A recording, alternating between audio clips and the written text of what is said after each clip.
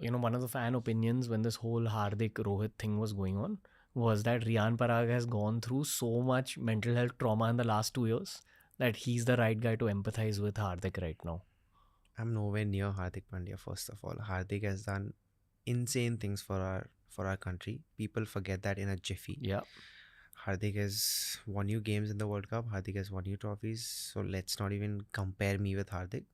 All I was talking to him was how was he dealing with it? How was I supposed to deal with it if I was in a similar situation, and basic cricket in general. That's all I was talking about. This whole sympathizing, empathizing Riyan Parag to Hardik Pandya, that's bullshit. Yeah. I'm nowhere close to him to even do that. He's one of the best cricketers in the world right now. Yeah. And we're all waiting to see him come to the forefront, which I anticipate he will this World Cup. For sure. It's a bit of a brutal question, but you're a professional cricketer. And after speaking to you for almost like 2 hours, I think we're talking, I've gotten to know you a little bit as a guy also. I do understand that even your ambition is like some other level. That's how you've even gotten to where you've gotten. You have very high goals for yourself. Now, when you're aiming that high and you're seeing how the media or some fans have treated, a great cricketer like Hardik, this might happen with you also at some point in the future. But today they are like celebrating Riyan Parag's rise, and then tomorrow again they start shitting on you. What happened with Shubman? Yeah. Last year, I think 890 runs or 800 something. And this year now people are starting to shit on him because GT didn't have a great season. Such an up and down curve. Are you like ready for that phase? That's the thing. I've had to face it when I was 18, 19 years old. Now, if I've gotten away from that, if I've overcome that, now I have this shield. Abhi, that's unbreakable. That's what I was talking to Anand Chulani with. I was talking with Anand Chulani, and we were speaking on what would you name your movie? I'd say Unbreakable. Because being a kid, having to deal with all of that, and then coming out on top is the greatest thing that I've done in my life. Like, period. Cricket and all, baad mein, that is the biggest achievement of my life. Coming out of this and having the season I just had. Now I'm sorted. Like I said, I have this small group of people whose opinions matter to me. Everything else is just like loud noise, white noise, whatever it is.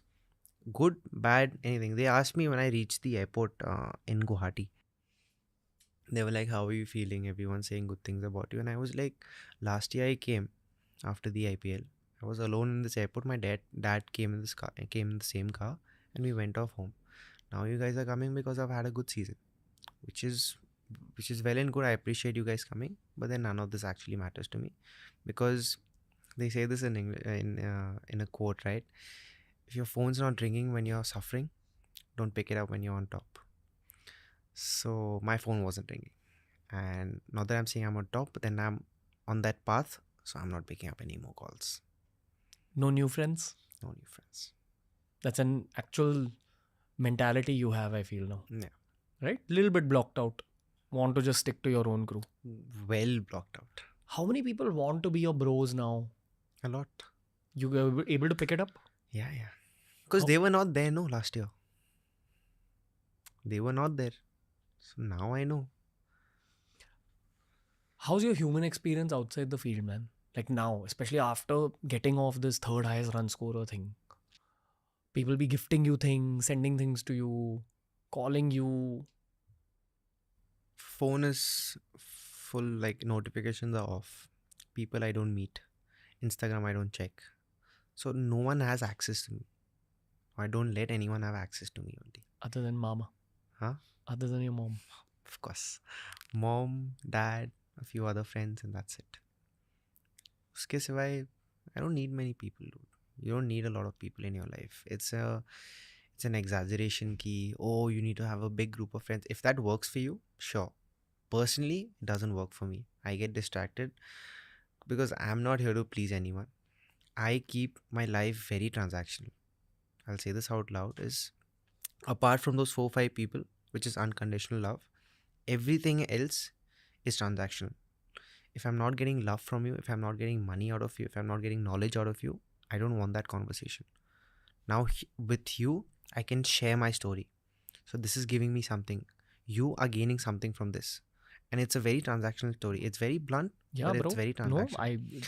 And I feel, that's mature what you're saying. yeah, and I feel a lot of people do so many things just to please someone, or just so that they don't get upset. Okay, he'll be upset. I'll just go to this party. You're not benefiting anything from that. That guy's gonna forget after that night. So I think I like to keep it like that. And if I'm not gaining from a conversation, I don't engage in it at all. The one aspect I feel bad about when it comes to young cricketers is I see some young cricketers at parties and I see the vultures around a lot. I'm like, poor guy. And a lot of I feel you're a street smart guy. Not everyone is as street smart. Yeah. People are not able to pick it up. True. I'm sure you're getting Rolexes and all that gifted from people. Rolexes, parties, invites, VIP booths, and everything. Whatever goes on in a party, it's very easy. It's tempting and it's very easy. It's very easy to give in. I don't blame people who give in because it's that easy. But then that's the differentiator between a good player and a great player. Intoxication shouldn't get to the great players. Yeah, I always say this: good players make mistakes and learn. Great players watch the good players make mistakes and never make them in the first place. And that applies for cricket and life. What were your mistakes? Listening to social media,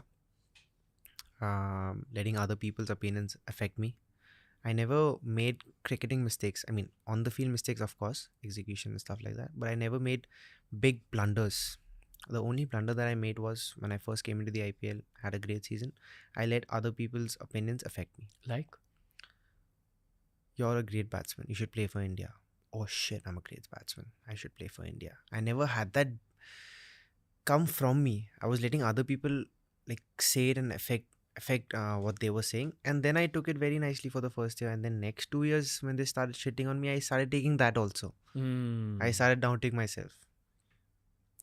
Fucking 18, bro, at that point. Yeah.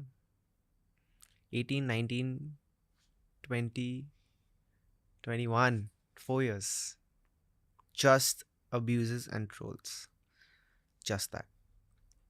And you only get that one window of the IPL as an opportunity to erase a year full of suffering, maybe 2 years full of suffering behind you and in front of you. Yeah. You know that if you're going to have a not so great IPL, the coming year is again going to be troublesome. That's what I say. No, this year if I didn't perform, I was out.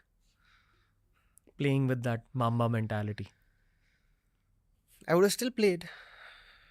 The caliber I think I have and the skills I possess, I would have played the IPL 1-2 games here and there. Every 14 games, I would have played 1 game. I would have played 2 games here and there.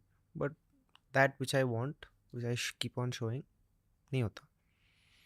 That's what it takes. That's what it takes. At the level of the IPL.